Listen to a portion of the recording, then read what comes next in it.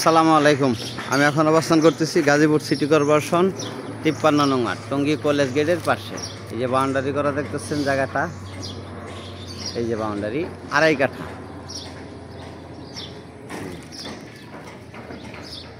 Gazipur city corporation 53 নং word Tongi college gate এলাকা। এই যেটা এই কর্নারে প্লট, এদিক দিয়ে একটা রাস্তা, এই যে 10 ফিট, এদিক দিয়ে 6 ফিট।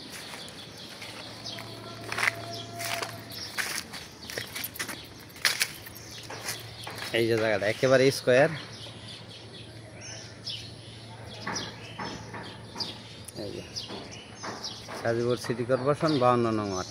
জমির পরিমাণ 3 কাঠা, সরি 2.5 কাঠা। ব্যাপক বিল্ডিং আছে এদিকে।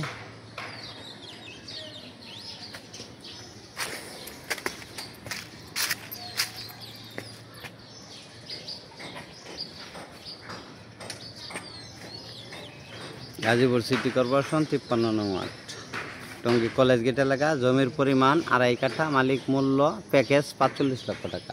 মালিক মূল্য প্যাকেজ 45 লক্ষ টাকা। ভিডিওতে যে নাম্বার হোয়াটসঅ্যাপ, ইমো, মেসেঞ্জার যোগাযোগ করুন। আসসালামু আলাইকুম।